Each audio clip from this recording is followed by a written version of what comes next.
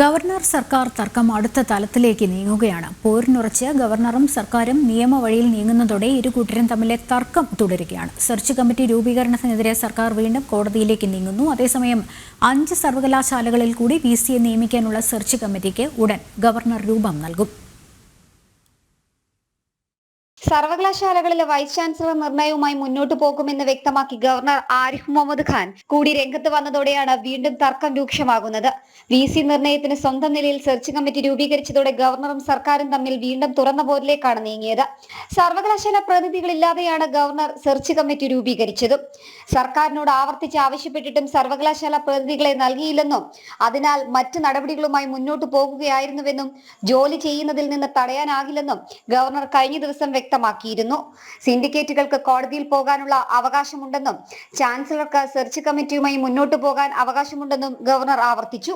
നിലവിൽ 6 സർവകലാശാലകളിൽ search committee രൂപീകരിച്ചിട്ടുണ്ട്. Kerala, MG, fisheries, agricultural, KTU, Malayalam സർവകലാശാലകളിലേക്കാണ് നിയമന നീക്കം നടന്നിരിക്കുന്നത്.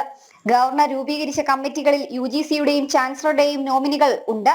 അതേസമയം ഗവർണറുടെ വിജ്ഞാപനം നിയമപരമായി ചോദ്യം ചെയ്യുമെന്ന് സർക്കാർ ഹൈക്കോടതിയിൽ അറിയിച്ചു. ഇത്തരമൊരു വിജ്ഞാപനം പുറപ്പെടുവിക്കാൻ ചാൻസലർ എന്ന നിലയിൽ ഗവർണർക്ക് അധികാരമില്ലെന്ന് അഡ്വക്കേറ്റ് ജനറൽ കോടതിയെ അറിയിച്ചു. നടപടിയുമായി മുന്നോട്ടു പോകുകയാണ് ഗവർണർ ആരിഫ് മുഹമ്മദ് ഖാൻ. 5 സർവകലാശാലകളിൽ കൂടി VC നിയമിക്കാനുള്ള സെർച്ച് കമ്മിറ്റിക്ക് ഉടൻ ഗവർണർ രൂപം നൽകും. ജനം, തിരുവനന്തപുരം.